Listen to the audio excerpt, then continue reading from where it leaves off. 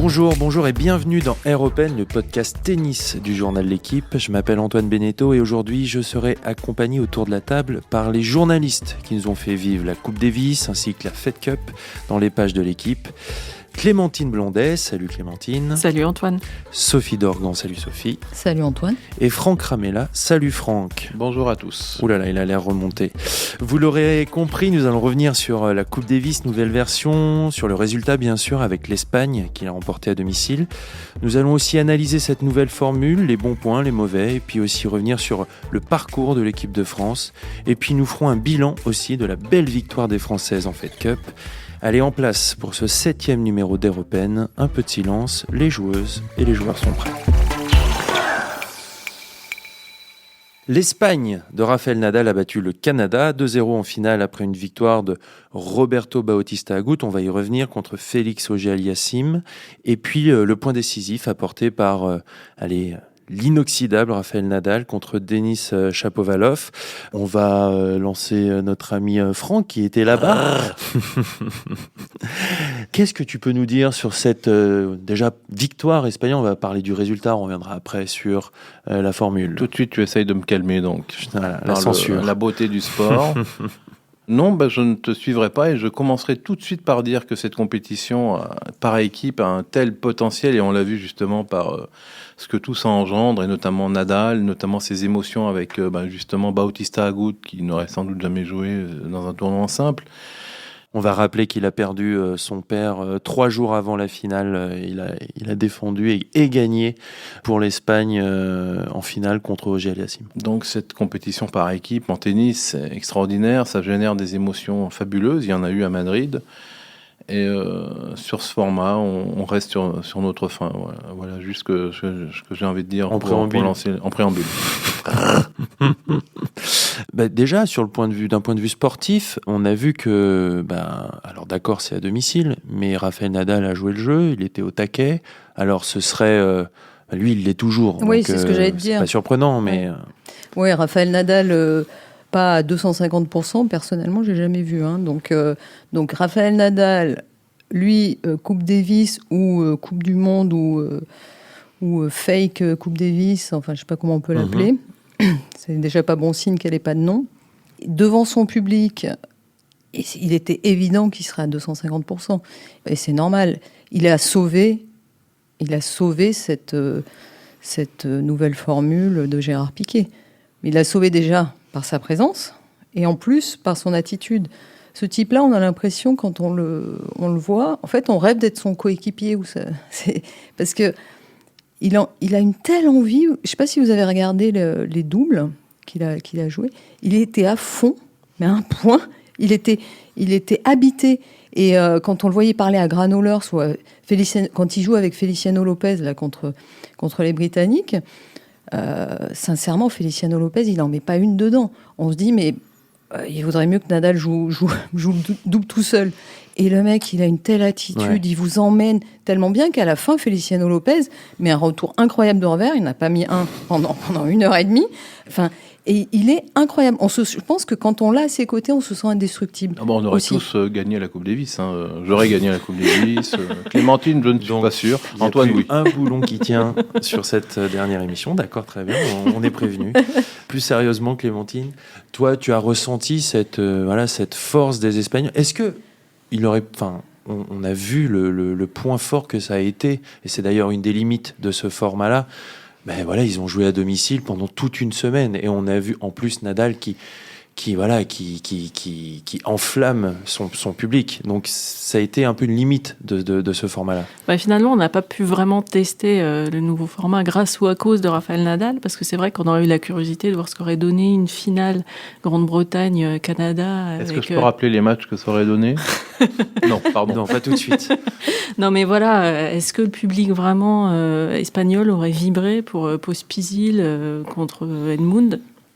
Je suis vraiment pas sûre, par exemple. Donc voilà, là, on n'est même pas, grâce à Nadal, on n'est pas allé au bout de ce que peut donner cette formule. Et c'est vrai que ça pose cette question aussi de dire combien de temps ça va avoir lieu à Madrid et combien de temps l'Espagne va bénéficier d'un avantage qui est considérable. Puisqu'on a vu que même Djokovic, Franck, corrige-moi si je me trompe, mais ça déclenchait pas évidemment du tout ce que déclenchait Nadal quand il jouait. La transition est toute trouvée, on va y aller. Voilà, quelles sont les limites de ce nouveau format ? Franck, c'est à toi. Les limites, c'est qu'il n'y a plus de sens, en fait. C'est parce que les joueurs sont là, oui, mais il y a à la fois très peu de monde qui regarde d'autres équipes que l'équipe d'Espagne, voire même personne. Enfin, si on résume à 100 Canadiens ou 200 Canadiens, 50 Belges et 0 Français.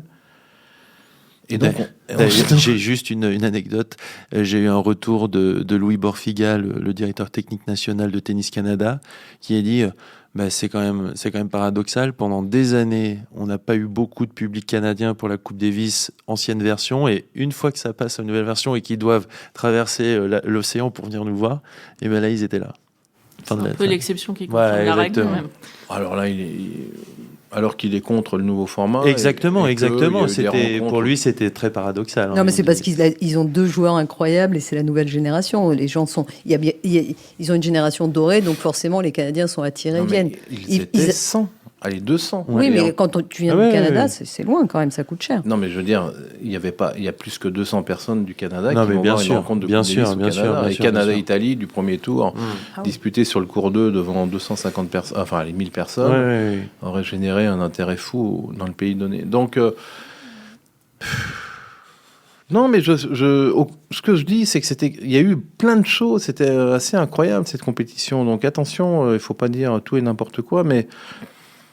Et comme c'est pas diffusé, parce qu'il n'y a pas de droit télé, tu te dis à quoi ça sert, quoi. Il y a des événements incroyables, mais personne ne les voit et aucun supporter local ne vibre, quoi. Donc le tennis ne fait pas amener des gens sur place, c'est pas possible. C'était l'argument, je crois, de Benoît Paire qu'il avait avancé. En gros, on arrive bien à le faire pour le football. Est-ce qu'on devrait pouvoir y arriver pour le tennis ? J'ai un peu le sentiment qu'il se trompe là-dessus, non ? Oui, je pense qu'ils se trompent complètement. C'est comme quand les joueurs comparent, pour avoir plus de prize money, le circuit à la NBA. Enfin, ils confondent tout. D'ailleurs, je crois qu'on parle beaucoup de Gérard Piquet, mais les joueurs, ils ont aussi leur part de responsabilité. Parce que certains sont assez décevants dans leur façon de... Un Andy Murray qui dit qu'il faut laisser sa chance au produit, alors que ce type-là est un modèle et un vrai exemple pour la Coupe Davis. Moi, ça me fait un peu froid dans le dos. Donc, en fait, cette Coupe Davis, moi, elle m'a fait penser, vous savez, à ces nouveaux riches qui vont avenue Montaigne, qui vont on va pas citer les marques, mais dans les plus grandes boutiques, qui prennent le truc le plus cher, ça leur va pas du tout, ils le mettent, il y a en gros la marque, et la classe, ça s'achète pas. Et là, c'était pareil, il y avait pas d'âme. Au niveau des réactions de joueurs, Clémentine, est-ce qu'il y a quelque chose qui t'a choqué ? Est-ce que quelque part, cet argument de allez, on va laisser la chance au produit, et je trouve que le choix des mots est un petit peu triste, mais ça a été ces mots-là ont été employés. Mais est-ce que c'est pas un petit peu décevant ? Oui, on a l'impression qu'il y a un fatalisme maintenant. C'est-à-dire que maintenant qu'on voit que c'est voté et tout, que plus personne n'a l'air de croire qu'on va pouvoir revenir en arrière, c'est du coup, faisons avec.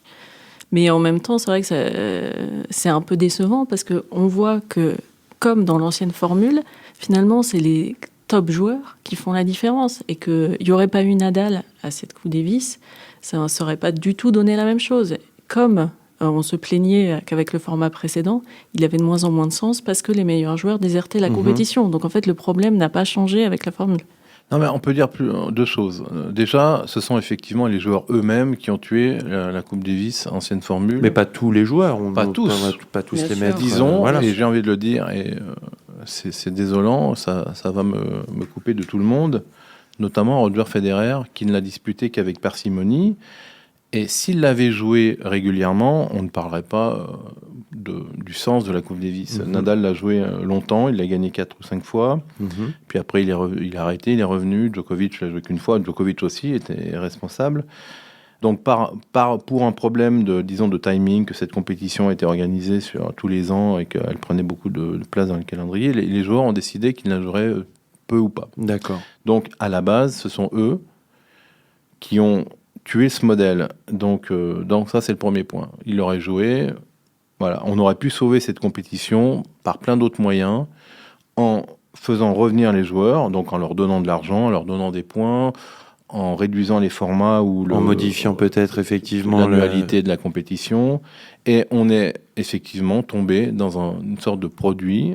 L'ETF a vendu son concept à Cosmos, qui a récupéré donc la Coupe Davis et le trophée, ce qui est d'une certaine manière un scandale éthique, on peut le dire, puisqu'il rachète un truc qui n'a exactement aucun rapport avec ce que c'était, par rapport à la grandeur, à l'histoire, à ce que ça signifiait. Et donc les joueurs, effectivement, ils sont contents, ils travaillent beaucoup moins, au lieu de 4 semaines ou 5 pour les vainqueurs, voire même plus, parce qu'il faut inclure les semaines de préparation. Ils ont 1 semaine, ils touchent minimum, pour ceux qui sont éliminés en poule, 100 000 €. C'est pour ça qu'ils l'ont fait, enfin, entre autres, tout en la jouant, tout en étant à fond dans le concept. Ils veulent gagner. Donc il y a un sens sportif, effectivement, la compétition a un sens. Ça, c'est quelque chose on peut être d'accord dessus, c'est qu'à partir du moment où ils sont sur le terrain et où ils portent les couleurs de leur pays, ils jouent à fond, ils sont au taquet, on les a vus. Alors bien sûr, en termes d'émotion, pendant les hymnes, mais voilà, c'était un petit peu, enfin c'était même beaucoup moins d'émotion pour les joueurs qui chantaient leur hymne. Mais sinon, je trouve que en valeur tennistique, voilà, ils étaient au rendez-vous. Moi, j'ai un seul bémol, c'est que je trouve aussi que ce format est le format de 2-7 gagnants pour la Coupe Davis. Mais du coup, alors, ça rajoute un petit peu plus de suspense, un petit peu plus de surprise, mais aussi, est-ce que ça fausse pas aussi un petit peu pour un titre qui doit être de ce niveau-là? Est-ce que ça fausse pas un petit peu les choses, Clémentine? On peut le penser, oui. Il y a aussi un autre problème qui est la place que prend le double du coup dans cette équation qui n'est pas du tout la même que celle qu'elle avait auparavant. Et donc du coup on se rend compte que effectivement les résultats des rencontres qui ont eu lieu n'auraient sans doute dans plein de cas pas été les mêmes si ça avait été une rencontre avec le format traditionnel, avec numéro 1 contre numéro 2 le vendredi, le double samedi, etc. Et en plus avec des matchs qu'on dispute à 2-0 parce que peut-être après, pour le meilleur deuxième, ça va servir. Enfin, franchement, c'est...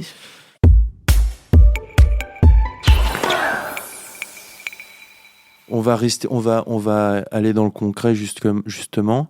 Quels ont été un peu les couacs dus à ce nouveau format? On a combien de temps? Y étant, revenant fourbu et éreinté par cette compétition démente. En fait, ils ont accouché d'un monstre. Je pense qu'ils n'ont pas anticipé, c'est évident. C'est un autre débat. Non, mais ça fait partie. Oui, bien sûr. Débat, non, mais je veux dire, c'est un autre thème. Ce que je veux dire là, c'est quels ont été factuellement les couacs, toi qui y étais, je sais pas, de finir à 4h du matin, les abandons. Enfin voilà, j'aimerais que. J'ai adoré la cérémonie d'ouverture. La cérémonie d'ouverture, c'est le couac absolu. Qui lançait pourtant la compétition. Donc on était parti, super, les nouveaux Jeux Olympiques. Et donc, un triste défilé d'équipes. Les équipes ont défilé autour du terrain. Devant personne, avec un show de gens qui chantaient en playback pendant un quart d'heure. D'accord. Échec. Merci, au revoir. Après. Le numéro 2, mais numéro 1 pour nous, mais on y reviendra sans doute. Bon, l'équipe de France, non mais ça, ce n'est pas possible. Ça, on y reviendra à la fin. Le coin des Français. Le coin des Français sportivement, on y reviendra. Le coin psychologique que ça a pu engendrer pour leur entrée sur le cours à 11h du matin sur le cours 2 de la Caja Magica devant 500 personnes, ça restera. Alors évidemment, on a peut-être déjà oublié, mais quand on voit toutes les heures, tout ce que ça a engendré, tout ce que constitue la Coupe Davis dans le tennis français, ceux qui ont vécu ce moment, mais j'en ai même peut-être même des frissons en parlant, mais c'était un mouroir, quoi. Les joueurs sont rentrés, et honnêtement, on a vu leur regard. Ça se sentait à la télé. Certains nous ont regardés, parce qu'ils pouvaient voir que nous, puisqu'il n'y avait que nous en bord des tribunes, donc ils nous ont reconnus pour une fois. Mais c'était d'une tristesse insondable. Et là, on a pensé très fort quand même, il faut le dire, au président Guiducelli qui nous a lancés dans cette magnifique compétition. C'était un désastre. Voilà un autre couac. Alors effectivement, les rencontres qui se terminaient à 4h du matin, là, Alors, c'est incompréhensible, cette rencontre de double qui s'est disputée entre les Italiens et les Américains n'avait aucun enjeu. Ouais. Ils ont commencé à 1h30 du matin et l'ont fait pendant 2h30. Ils ont joué donc 2h30 pour rien, dans un match qui avait Je l'ai regardé, je l'avoue. Alors, j'étais dans ma chambre d'hôtel, je vous le dis à mes responsables, j'étais rentré, pardon. Mais ils souriaient, mais ils jouaient. Ça n'avait aucun sens. Alors, est-ce qu'ils l'ont fait pour montrer la démesure absurde du concept? Même pas, parce que certains y étaient pour. Ils ont joué, c'était leur dernier match, ils ont joué. Bon, bref, ça n'avait aucun sens, ils ont joué jusqu'à 4h du matin. Bon, voilà. Et puis, il y a eu l'abandon de l'équipe de double d'Australie. Du Canada. Alors, d'abord, le Canada a fait forfait parce qu'ils étaient sûrs d'être qualifiés, donc ils ont offert la victoire 6-0, 6-0 aux États-Unis. Voilà. Ça n'a eu aucun enjeu sportif, mais ça aurait pu en avoir dans le décompte absolument grotesque pour la place de meilleur deuxième. De meilleur deuxième, ça n'a pas eu. Il a failli y avoir le cas où les deux équipes auraient eu intérêt à ne pas jouer le dernier double. Ça qualifiait les deux. D'accord. Heureusement, on a échappé à cette chose-là. Donc, effectivement, sportivement, c'est particulier. Les autres couacs, c'est surtout l'absence. Alors, Djokovic a joué donc, contre la France, France-Serbie, centrale, match décisif. Djokovic perd. Bon, voilà, ma foi, ça peut engendrer des petites choses sympas. C'était quand même... Alors, il y avait un peu de monde sur les 12 000. Allez, je vais être gentil, 8 000. OK. Mais pas un bruit, quoi. Il n'y avait pas de suspense sportif, certes, mais Djokovic jouait, pour rien. Maintenant qu'on a fait un petit peu les pour, les contre, tout ça, où est-ce qu'on peut aller? Quelles sont les solutions maintenant avec ce format-là, dans l'état actuel des choses, maintenant qu'on a cette première édition de réaliser? Où est-ce qu'on va maintenant avec ça? Oh là là. Sincèrement. Parce que c'est la question qui va se poser. Oui, là. non, mais bien on sûr. va avoir en plus la TP Cup qui va se dérouler en janvier, donc il va y avoir un autre exemple de compétition internationale. Oui. Moi, ce qui m'a beaucoup étonnée, parce que j'avais fait la Lever Cup, la première édition, qui est une exhibition, donc ne nous trompons pas. Mais au moins, c'était une exhibition hyper bien organisée. Il n'y a pas eu un couac. Et franchement, vous voyez un beau spectacle. Là, il y a des millions de dollars, pareil qu'à la Lever Cup, on dirait. Mais il y a eu, en termes d'organisation, un amateurisme. Comment faire débuter une rencontre à 20h? Je veux dire, on n'a pas besoin d'avoir beaucoup joué au tennis pour savoir que ça va se terminer après minuit, quand même. Ça va de soi.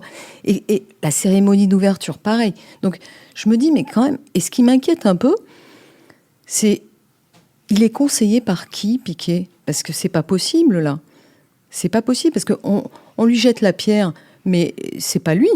Lui... Bon, il travaille il est associé à Cosmos, c'est lui qui met l'argent, etc. Mais je me dis, pauvre Piquet, où tu vas? Attention, parce qu'il n'a pas signé non plus il a signé pour longtemps, mais s'il n'y a pas Nadal l'année prochaine, ça peut être une catastrophe quand même. Je crois que c'est l'ancien joueur Albert Costa, le directeur de... Oui, avec Gallo Blanco également. Voilà. Oui, mais ce n'est pas des gens qui ont organisé des événements. Donc il faut des gens quand même qui soient aussi dans l'événementiel. Puisqu'ils veulent un produit, allons au bout de la démarche. Mais alors faisons les choses de façon hyper pro. Parce que là, c'est pas pro du tout. S'il y a autant d'équipes en si peu de temps, c'est impossible. C'est impossible. Donc ça veut dire que soit, ce qu'il a dit d'ailleurs dans sa conf, soit il y a fusion entre ATP Cup et Coupe Davis. On la joue plus sur une semaine, mais sur 15 jours, voire plus. Et il faut trouver la date. Alors évidemment, parce que je pense qu'il voulait se faire un petit peu Federer quand même. Voilà. Donc il dit ce serait bien après l'US Open, c'est-à-dire au moment de la Lever Cup. Piquet, tu parles de Piquet. Je parle de Piquet. Il y a même Djokovic qui a fait un petit appel du pied en conférence de presse. Donc tout ça c'est politique, mais sincèrement, moi je ne sais pas du tout où ils vont. Parce que là, à part dans le mur peut-être, mais et peut-être qu'il faut le prendre. Peut-être qu'il faut un immense raté l'année prochaine. D'accord. Pour que économiquement ce soit pas viable, parce que s'il n'y a pas de droit télé, il ne faut pas se leurrer non plus. Donc s'ils se prennent un gros bouillon, peut-être qu'ils essaieront de se mettre tous autour de la table et discuter de façon intelligente et constructive pour le tennis. Parce que là, c'est pas une bonne promotion du tennis. Est-ce que la seule solution, parce que les semaines, on les invente pas, est-ce que vraiment, bien sûr qu'il y a un enjeu politique, mais est-ce que vraiment la seule solution, c'est d'aller après l'US Open, allez, grosso modo, au moment de la Lever Cup, et de fusionner les deux, ATP Cup et Coupe Davis? Peut-être que c'est ce qui aurait du sens dans l'état actuel des choses. C'est-à-dire, si on nous dit que plus jamais on aura le home and away pour une finale, peut-être que c'est ce qui aurait du sens. Oui, je lisais Opelka, joueur américain, a critiqué le format de la ATP Cup en expliquant que lui pouvait pas marquer des points. En fait, a critiqué le fait que ça donnait lieu à des points ATP. Ouais. Et qu'en fait, pour un pays qui a beaucoup de joueurs comme les États-Unis, c'était beaucoup moins juste que pour un pays où le premier joueur va être classé très loin et va quand même marquer des points. Donc, de toute façon, ça génère aussi une certaine injustice. Ça a été un argument pour l'organisation de cette nouvelle Coupe Davis, c'est l'égalité, un petit peu vouloir l'égalité entre les pays. C'est pour ça que la France et la Serbie ont 2 wildcards l'année prochaine. Ok. L'égalité entre les pays, et que nous, en France, on était bien lotis parce que, et je parle des joueurs et du capitaine, ils sont bien rémunérés, et que dans d'autres pays qui génèrent moins d'argent. Non, il y a d'autres pays qui génèrent moins d'argent. Les fédérations génèrent moins d'argent. Du coup, quand, par exemple, je sais pas, je pense et en Corse, je sais pas si c'est vrai, mais un Dominic Thiem pour l'Autriche, par exemple, à mon avis, il gagne moins d'argent qu'un Joe-Wilfried Tsonga qui joue pour la France. Et c'est pas, c'est chacun son fonctionnement et tout ça.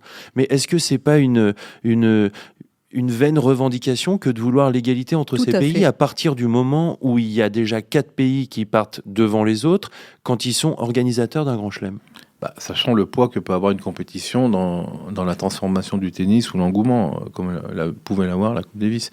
Effectivement, Cosmos ou Piquet ou Rakuten, le groupe japonais... C'est même un des arguments avancés. C'est l'argument, c'est l'argument de la bien-pensance, du politiquement correct. On donne 20 millions par an à toutes les fédérations, il y en a 120, ça fait 200 000 euros par fédération. Est-ce que ça va servir le développement au Guatemala? Oui, peut-être. Ça, c'est un point, on peut en parler. Où va aller l'argent? On connaît tout ce qui s'est passé pour la FIFA. Ça, c'est l'argument massu qui, soi-disant, tue toutes les polémiques. Bon, voilà. Après, pour revenir sur la ATP Cup, alors là, pour moi, pour le coup, c'est une compétition qui vaut rien, quoi. Enfin, je veux dire, il y aura du monde, les gens, les supporters, les spectateurs australiens sont très contents, ils vont des matchs, il y aura des points, mais il n'y aura pas cette âme. Et honnêtement, cette âme, on l'a vu encore, il faut le dire, je le redis, on l'a vu à Madrid. Alors, c'est ça qui est encore à la fois un peu plus frustrant encore, parce que cette compétition de Coupe Davis, elle a quelque chose. Ouais. À mon avis, la ATP Cup, mais tout le monde. Mais qu'est-ce qu'on s'en fout? Qui va la gagner? Comment on va la gagner? Enfin, ça n'a aucun sens, cette compétition. C'est juste une riposte pour tenter, dans cette guerre politique entre l'ATP et l'ITF, tout à fait pathétique, qui n'a aucun sens, quoi. En fait, c'est vrai qu'elle a un petit peu aucun sens, parce que l'ATP n'a aucun souci à se faire. Aucun. C'est cette guerre, et même, étendons à la Lever Cup, mais qu'est-ce que vient faire Roger Federer pour organiser son événement en pleine saison? Mais normalement, dans aucun sport, c'est autorisé. Enfin, Après, il a le droit de le vouloir, l'organiser. Et à partir du moment où il est assez puissant pour générer et du public et des joueurs autour de lui, après, comment lui en vouloir s'il a envie d'organiser ça? Je dis, mais lui-même est issu de ce monde du tennis, donc il est venu des tournois. Donc pendant qu'il fait sa Lever Cup, on parle pas de Zouai et compagnie. Les tournois sont réduits. Ça, c'est sûr. On s'en moque même. Moi, je suis pas d'accord là. Je trouve que c'est très réducteur de jeter la pierre systématiquement sur Federer. Parce que en fait, je crois que le tennis dans les clubs, notamment en France, se meurt. Donc, il faut des promoteurs du tennis. Donc, il faut des compétitions historiques et il faut des exhibitions, c'est-à-dire du spectacle.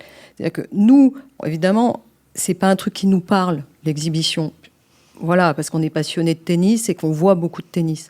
Mais pour ces gens-là, qui voient jamais Roger Federer, ça a du sens. Et ça fait la promotion du tennis. S'il y a, 2000 gamins chiliens qui vont jouer au tennis, à qui ça donne envie de jouer au tennis, c'est très bien. Ça, c'était pour les exhibitions. Et je voulais revenir aussi sur la Coupe Davis et sur les solutions éventuelles. Est-ce qu'il ne serait pas possible que les 4 nations détentrices de tournois du Grand Chelem se mettent enfin d'accord. C'est-à-dire, il y avait un conseil du Grand Chelem à une certaine époque. C'est-à-dire parce qu'on parle de... C'est vrai qu'il faut aider les nations, les, entre guillemets, petites nations qui n'ont pas de revenus. Mais est-ce que ce ne serait pas au Grand Chelem, à ces nations-là, qui ont beaucoup d'argent quand même, ça leur rapporte vachement d'argent, est-ce que, plutôt que plus de prize money aux joueurs, eh ben, qu'ils ne reversent pas 2%, 3% à l'ITF, et à ce moment-là, peut-être qu'on pourrait garder une Coupe Davis tous les 2 ans avec le système home-away, parce que c'est ce qui fait quand même aussi la promotion du tennis dans les pays. Donc, on peut... mais bien sûr. Donc, en fait, il faudrait qu'ils partagent un petit peu le gâteau. Non, mais je dis un peu plus, parce qu'ils ne donnent pas assez. Ils donnent pas assez d'argent. Il faut redistribuer un peu le gâteau. Et ils ont un gros gâteau et ils le redistribuent pas. Chacun fait son petit truc. Tennis Australia on a vu ce qu'ils faisaient. Ils font du business. Alors après, la Fédération française de tennis va vous dire qu'ils aident l'Afrique et tout ça. Bon, bref, pourquoi pas, très bien. Mais c'est pas à eux d'aider. C'est chacun met dans le pot commun tant de millions. Et à ce moment-là, peut-être que ces joueurs, en effet, moi j'avais vu Daniil Medvedev, il me disait, même en Russie, quand il jouait l'année dernière, il n'y avait personne dans les tribunes et eux, ils avaient juste la prime ITF. Donc forcément, la nouvelle formule les intéresse plus. Il n'y avait personne dans les tribunes. Mais si chacun donne un peu, eh ben, peut-être qu'il y aura du tennis un peu partout et ce sera plus égalitaire. Et on n'aura pas besoin d'arriver à un truc qui est fake. Oui, et d'arriver à des situations comme ce qui s'est passé avec Murray, qui tout à coup disait si vous êtes britannique et que vous êtes à Madrid, venez nous voir. Enfin, c'est quand même en arriver là pour le tennis, c'est quand même un peu pathétique. De toute façon, c'est simple. Ils ont les droits, disons, pendant 25 ans. Exactement. Donc, tant qu'ils seront contents, on a beau parler pendant des heures, ils vont faire ce qu'ils veulent. Donc là, ils ont fait une conférence de presse. Le seul truc qui était nouveau, c'est qu'ils vont construire un 4e cours. D'accord. Donc ça va changer l'avenir de la compétition, c'est sûr. C'est un truc dément. Il faudrait savoir ce qu'ils perdent. S'ils perdent beaucoup d'argent, peut-être que ça peut être une donnée. Et puis aujourd'hui aussi, l'autre donnée, c'est si les joueurs décident de boycotter, disent non, on ne jouera pas dans l'état d'esprit. Honnêtement, c'est pas l'état d'esprit. Honnêtement, la très grande majorité des joueurs. Oui, je suis d'accord. On n'a pas senti ça. Pas du tout. Ah ouais, ils sont tous pour.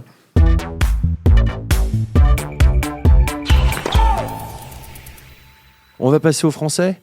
Parce qu'il y a quand même eu du tennis, il y a eu des résultats. Bien, voilà, tout de suite, ça commence. Bon, bah oui, on a été un petit peu déçus de voir l'équipe de France sortir aussitôt. Mais en même temps, ils sont tombés aussi sur la Serbie. Et c'était pas facile avec Djokovic dans les rangs. Qu'est-ce que vous avez pensé un petit peu de cette rencontre ? Allez, toi, Franck, qui était sur place ? Serbie, c'est toujours pareil. C'est vrai que avant, Sébastien Grosjean l'a rappelé, le capitaine, quand on a joué les 2 dernières années, les principales nations, elles étaient privées de leur leader. Donc c'est effectivement plus facile de gagner. Et quand il y a Djokovic, on perd un point. Ouais. Et si jamais il aurait joué en double, on ne sait pas encore. Donc ça, c'est l'aspect sportif. Quand on joue contre les meilleurs, en Coupe Davis, on a rarement battu des top 10, peut-être une fois ou deux, Berdych, qui me revient en mémoire. Donc l'aspect sportif contre la Serbie, voilà. Donc, et puis sinon, ils se sont mal lancés dans la compétition, dans ce match dont on parlait tout à l'heure contre le Japon. Alors le fameux point que Gaël Monfils a perdu sans véritablement jouer, pris par ses sensations en perdant contre Nishioka. Ouais. Moi, c'est une question que je me suis posée. Est-ce que nous, qui avons les Français, qui avons la Coupe Davis, l'ancienne on l'a viscéralement en nous, les joueurs de tennis, est-ce qu'on a mis un petit peu trop de temps à s'adapter à ce nouveau format, peut-être ? Non, c'est pas... Enfin, je sais pas, hein, mais moi je pense que c'était une question de niveau. Gaël Monfils est arrivé cramé, était cramé depuis un bon moment. Donc, il jouait pas beaucoup mieux à Bercy, hein, il doit perdre contre Albot, voilà. Donc, c'était pas ultra surprenant. Après, on a un double très fort.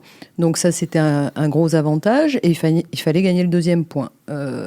Et Tsonga a perdu contre Krajinovic. Voilà. Après, c'est en 2-7 gagnants. Oui, c'est ce que je disais.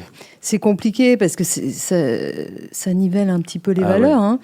Hein. En plus, c'est une surface rapide. Donc voilà, en même temps, c'est l'Espagne qui gagne et c'est la meilleure équipe quand même. Bon, ils sont chez eux. Eux, c'était quand même une exception culturelle. Mais même Djokovic, finalement, la Serbie, ils ont une belle équipe et ils perdent contre une équipe moins forte. Ils perdent en double sur 3 balles de match, sur un format qui, effectivement, Clémentine en parlait tout à l'heure, ça peut être un peu jeu sans frontières, comme les doubles. Tout est possible, quoi. Donc, on détermine le résultat sur un double. Alors, c'est bien, ça, effectivement. Ça donne au double une importance capitale. On a vu que Nadal, une nouvelle fois, on va parler de lui, donne à ce double une dimension incroyable. Mais bon, c'est quand même du double, qu'on ne suit pas forcément toute l'année. Et donc, effectivement, non, la France, est-ce qu'on s'est adapté? Oui et non, parce qu'on a effectivement l'équipe de double.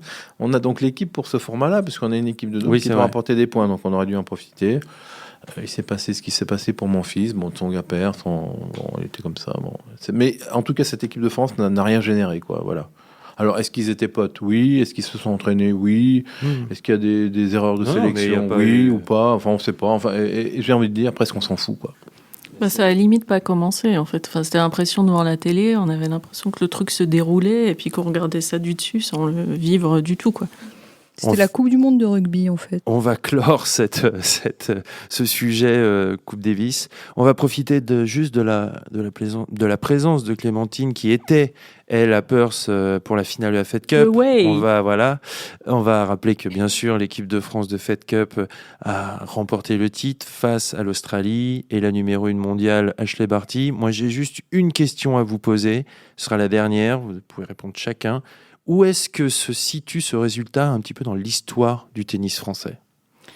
Dans l'histoire du tennis féminin français, je pense qu'il se situe assez haut. Et je pense que ça sera une de ces histoires qu'on racontera quand on l'a vécu, quand on a eu la chance de le vivre dans 10, 15, 20 ans. C'est-à-dire, mais tu te souviens, la numéro 1 mondiale, elle pleurait, mais toutes les larmes de son corps à la fin. Toi qui y étais, Clémentine, vas-y, raconte-nous un petit peu de cette histoire. Voilà, c'est la magie de ces rencontres où on sait que sur un week-end, tout peut se passer et que Barty, toute numéro 1 mondiale qu'elle est, qui avait gagné Roland-Garros, qui sortait du Masters, qui était attendu un peu comme le Messi par cette équipe qui d'ailleurs se reposait sans doute un peu trop sur elle et attendait d'elle qu'elle lui apporte la victoire sur un plateau comme elle lui avait déjà apporté la finale sur un plateau.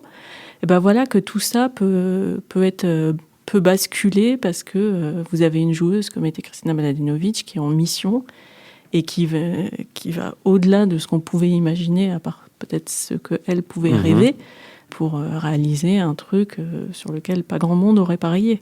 Qu'on arrive au double final et que ça se joue sur le double, c'était quelque chose qu'on avait envisagé. Voilà, honnêtement, c'était pas le point de Mladenovic contre Barty, c'était pas celui qu'on attendait. Sophie, un petit mot? Toi qui as suivi, qui suis aussi... Qui suis un peu vieille et qui en a fait 250. J'ai une question pour toi, Antoine. J'ai une question. Dis-moi. En fait, j'ai une question au sujet de ton frère. Oui. Est-ce qu'il veut... Enfin, il va peut-être réussir à avoir les blessures les plus improbables en Australie. Est-ce qu'il fait un palmarès? Parce qu'il y a eu quand même les baguettes au resto japonaises.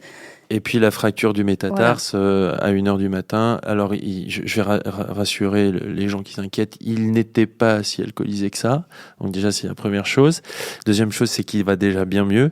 Et est-ce qu'en janvier, il va tenter un truc incroyable? Là, il va venir à Melbourne? Oui, il y sera, ça je le sais déjà. Moi, juste ce que je peux dire, puisque j'ai eu un petit peu de débriefing de l'intérieur, c'est que il avait rêvé, Julien, une manière dont ça pouvait se passer, et en fait tout s'est aligné un peu. Alors tout n'a pas été rose et on l'a vu à travers les articles, il y a eu des discussions fortes, il y a eu des et ça, elles ne sont pas redevenues amies par miracle comme ça.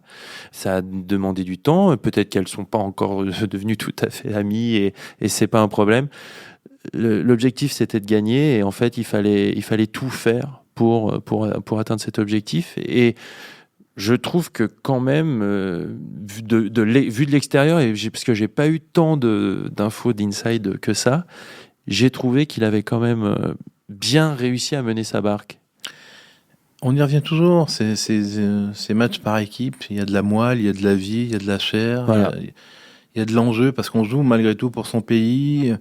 Et toutes les histoires par-delà, alors des fois c'est triste, des fois c'est super, et c'est le but, quoi, au-delà du jeu, parce qu'effectivement des fois, et c'est ça la Coupe Davis, la Fed Cup, j'ai envie de dire c'est ça, et sinon on n'en parlerait pas. Et si la Fed Cup avait lieu à Budapest et que peut-être Garcia serait pas venu parce que on n'en aurait pas parlé.